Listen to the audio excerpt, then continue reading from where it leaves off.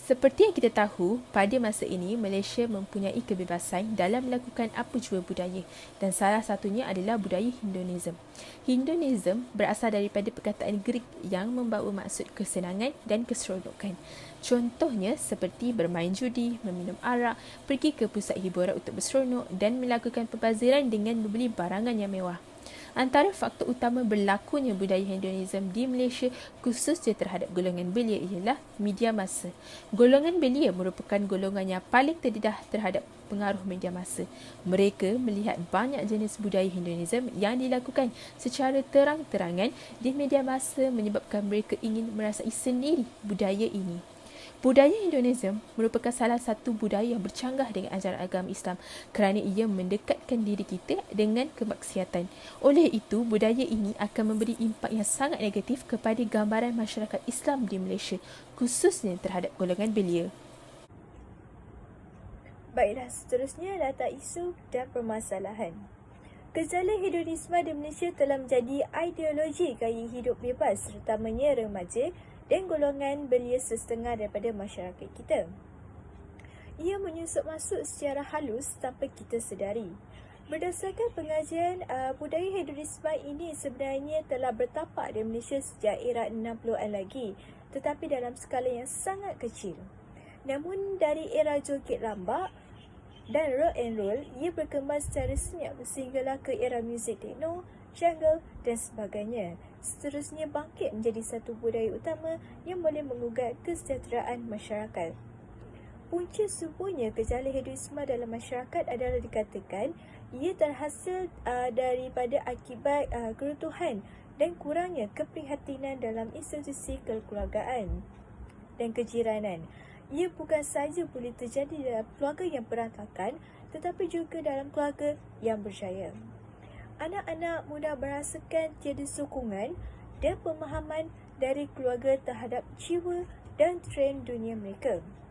Jiwa rebel mereka memilih cara hidup hedonisme sebagai budaya utama untuk mengisi kekosongan jiwa melalui pengaruh dan tekanan rakan sebaya tanpa mereka sendiri sedari. Akhirnya, ada yang sanggup menipu ibu bapa dengan meminta izin untuk tidur di rumah kawan, sebaliknya pergi berhibur di tempat-tempat hiburan seperti kelab malam. Berdasarkan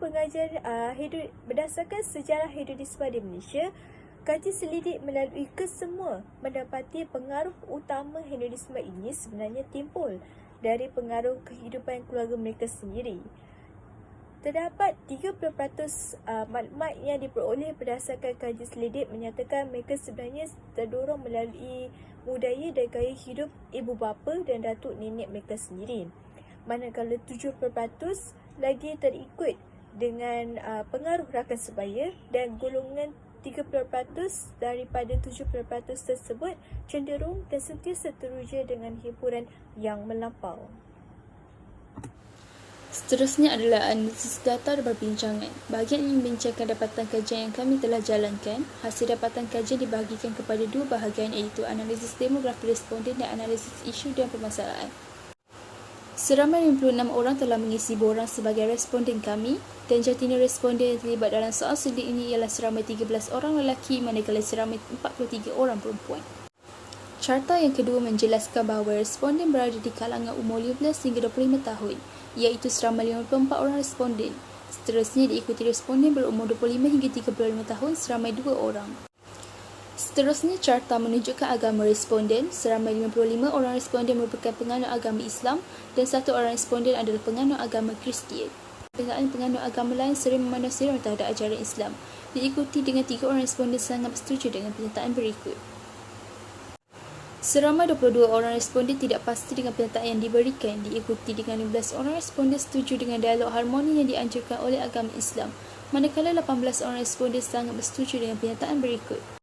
Terdapat 6 orang responden menyatakan bahawa mereka sangat tidak bersetuju terhadap pernyataan yang diberikan. Selain itu, 14 orang responden tidak bersetuju dengan pernyataan yang dinyatakan dalam borang soal selidik. Diikuti dengan 17 orang responden tidak pasti terhadap pernyataan yang kami nyatakan. Manakala 17 orang responden pula memilih untuk setuju dengan pernyataan penganut agama lain secara bersikap biadab terhadap agama Islam dan penganutnya. Dua responden yang berbaki pula mewakili sangat setuju dengan pernyataan yang dinyatakan. Terdapat beberapa alternatif yang boleh diaplikasikan dalam usaha untuk kita mencegah aktiviti hedonisme dalam kalangan remaja. Yang pertama adalah melalui kerajaan. Kerajaan hendaklah mengambil alternatif seperti menyiarkan lebih banyak siaran yang berunsurkan Islamiah agar ia dapat memberi pendedahan dan kesedaran kepada remaja tentang keburukan hedonisme. Seterusnya adalah dengan meningkatkan sistem pendidikan dan latihan moral di institusi dan perkhidmatan awam. Kedua adalah melalui ibu bapa. Contohnya, ibu bapa hendaklah menjadi contoh dan tegas dalam mendidik serta menegur anak-anak dalam setiap perbuatan yang mereka lakukan. Yang terakhir adalah dari diri seseorang itu. Apabila kita melonjak remaja, kita hendaklah mempersiapkan diri dengan ilmu pengetahuan agar kita tidak silap ketika menilai dalam membuat keputusan.